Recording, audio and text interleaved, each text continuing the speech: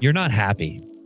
And you're not happy because you are spending so much time and so much energy worried about what everyone else thinks and what everyone else wants. You are living for everyone else and you're not living for yourself. You're living for your family and your spouse and your friends. You care about what your coworkers and the people in your hometown think of you. Hell, you care about what your second cousin's ex-husband, what they think of you. And in all of this, we're missing the most important point. What do you think of you? What do you really want? And I know that you have a big dream, you have a big goal, you have something within you that's driving you forward. And I know that you feel it here in your heart. You know that you are built for more. But as long as you are busy living for everyone else, they will pat you on the back. They're going to say, you're awesome, you're amazing, you're doing a great job. You have the job, or you have the life, or you have all the things that you ever wanted. But deep down inside, something feels off for you. Like you're not happy, you're not satisfied. You start to question, is this it? And everyone else is busy patting you on the back because guess what? You are living their version of your life.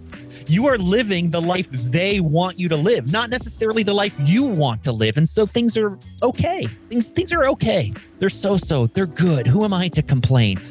Oh, but deep down, you know that you are built for greatness. You know you are built for more. And you know that their version of your life is not enough for you. But you also know that as soon as you start to challenge that, as soon as you start to ask for more, as soon as you start to step out, as soon as you start to live a version of life that maybe your friends and maybe your family and maybe the hometown and maybe the 800 people on Facebook start to question and aren't quite sure about, because on the outside, everything looks perfect. Inside, you know that you want something different. Ooh, as soon as that happens, guess what's going to happen?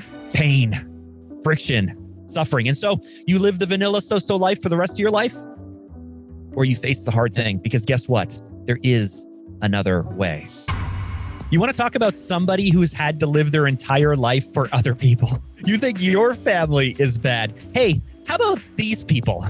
Right there, right? Of course, for the audio listeners, I am pointing to a photo of the ex-Prince Harry and his wife, Meghan. I don't even know what to call these people because technically he got disowned. He got kicked out of the royal family. And of course, they're making the news these days because the first few episodes of the Netflix documentary dropped. And then just a few days ago, the new episodes, and everyone is freaking out. But here's the story that they seem to be missing. Here is a boy, right? Like honestly, like Prince Harry, right? Okay, great. He's a prince. He's a prince, like not even a metaphorical prince. He's an actual prince in the actual royal family. And not only did he have to go up against his family, he had to go up against one of the longest lasting institutions in the world. And we're talking about the British monarchy. When he decides that he wants to leave the royal family, when he decides that he wants to step out of the spotlight, that he doesn't want all the press, he wants to just be a family man with his wife and go off and live, I'm not going to say a normal life, but he just doesn't want to deal with that stuff anymore. He has to make a choice. He has to choose. Is he going to live for his grandma, who happens to be the queen? Is he going to live for his dad, who happens to be today's king? Is he going to live for the servants and the advisors and everyone else? Or is he going to live for him? Is he going to live for himself? Is he going to live for his wife? Is he going to live for his kids? Is he going to live the life that he wants to live and turn his back on everything that he's been promised and everything that people have been counting on him to do? Is he going to turn his back on that and say, no, you know what? This is my life. I am going to go ahead and do this for me. And this is the story that people aren't talking about. You know, yes, this new Netflix documentary series has some pretty sizzling moments. You know, there's groundbreaking things like the fact that Meghan Markle admits that she first bowed to the Queen and she was barefoot meeting Kate Middleton. Wow, that's shocking, right? Sizzling there. Or maybe the fact that Harry describes his relationship with Meghan Markle as a great love story, right? Like these are the things making headlines. But the fact that, you know, the series has a Rotten score of 50% with critics and only 12% with audiences means that it maybe isn't the greatest series in the world, but that's not the story. The story for you, the story for me, the lesson here we can all learn is, you know, like if you grew up in a family where your parents had expectations of you, where you were expected to go to school, you were expected to have a certain job, you were expected to live a certain way, so that way, you know, you don't embarrass the family. I grew up in a construction family and I wanted to become an architect and an engineer. And that was something that everyone in my construction family, it made sense, right? Like we're builders. And Mark, you want to go into the family business and you want to be a builder. And I did. And I still regret the fact that I didn't do that to a certain degree. But the moment that I decided not to go right down the path towards engineering and architecture. And I decided to go left a totally different way and go to film school. My grandmother was not very happy with me. She told me that I was young enough that when I fail, I could go out and get a real job. Now, I know that she was worried about me. I know that she was looking at film and this is in like 2001, 2002, pre-internet, pre all of that stuff, with video and everything. And she's looking at like film and going like, you want to go make films? You want to go to LA? Like, it confused people. And I was like, no, I want to be an editor and I want to be a storyteller and I want to learn this stuff. And maybe I was ahead of the curve, but all of their concerns, all of my grandparents' concerns and all of my family's concerns and everyone who looked at me and went, what? You're going to go to film school? That doesn't make any sense to me. It was all because, one, they couldn't see what I saw. They weren't interested in what I was interested in. They couldn't imagine themselves making the same decisions. And if they loved me at all, they were afraid that I was maybe picking something flighty or silly or something that would just be a passing fad. But the truth is that I had thought long and hard about this, and it was something I was interested in. And it was maybe not something they can see themselves doing, but something I could see myself doing. And I knew to a certain degree that if I learned these skills, that no one could ever take it away from me. Maybe I would go do something else down the line somewhere else. So I made the decision to not listen to my family, and it was hard as hell. Now, back to Harry and Meghan Markle. They decide that they're going to get married. Ooh, they decide that they're going to go off and leave the press. They decide he's going to literally step back from the royal family. Now, we might say, well, that's easy for him to say because he's rich and wealthy and all of these things. But think about it. Put yourself in his shoes. What this means, when the queen passes away and there's the funeral procession, he cannot walk with his family because he's no longer technically a part of that family. He's been cast aside. He made the decision. It was a hard decision, but he's literally now 100% the black sheep of the family. Now, you know anything about the royal family, you might be thinking, isn't Prince Andrew the black sheep of the family? We're not even going to touch that because that guy got messed up with some really weird people. But the point is that this new Netflix series reveals a little bit of the hard decisions they've had to make. And yes, were they hard decisions? I'm sure it was a hard decision. Did it take a sacrifice? It 100% took a sacrifice. But where was it promised to you or to me or to us that we could get all of these awesome things that we want without having to do the hard work, the hard decisions, or make sacrifices?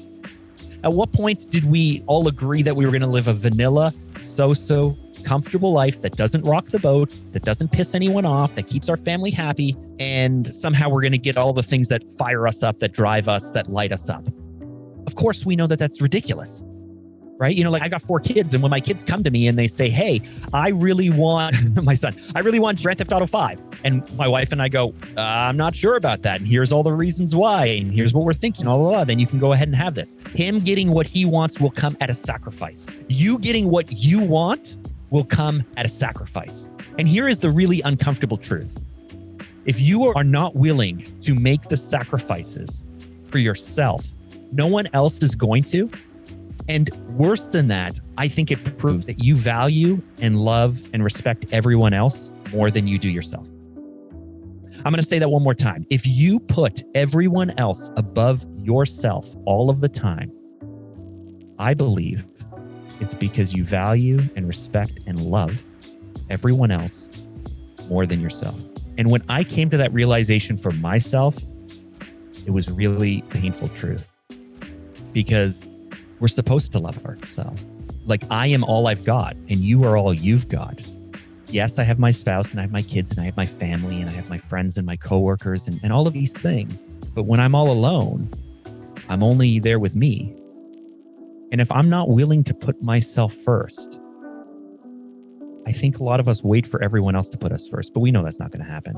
And ultimately, despite all of the gossip, all of the behind the scenes stuff, everything that's happening in the royal family and the tabloids and all the blah, blah, blah, none of that stuff matters. What I take from this and what really matters is that Harry and Meghan value themselves and their family and the life they want to build and the life they want to live more than everyone else. They had to give up a lot of the little perks maybe that we see as perks, but they probably see as chains and a cage that they had to live within. The lesson here is they love themselves. They value themselves, and they're willing to do the hard thing to put themselves first. And as soon as you step into this place in your life, it will upset some people. It'll ruffle some feathers. You'll be accused of being selfish, self-centered, and narcissistic. You'll be accused of being maybe a bad parent or a bad spouse.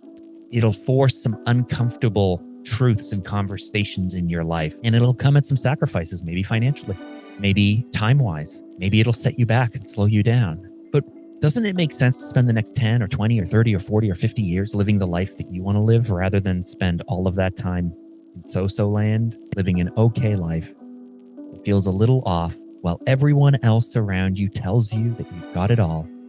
And yet you go to bed each night, you lay your head down on the pillow, and you think, I'm all alone, it's just me. Is this it? I know you don't want to risk the so-so, the vanilla, the okay to get greatness. But here's one thing I can promise you. To get greatness, to achieve your full potential, to hit that next level that you know deep down inside you're capable of, you have to risk the so-so. You have to risk the okay. And on the other side of this slightly uncomfortable, sacrifice, you will be so proud of who you are. You will be so proud of who you're becoming. You'll look back and be so proud and even question, like, how could I have lived that way?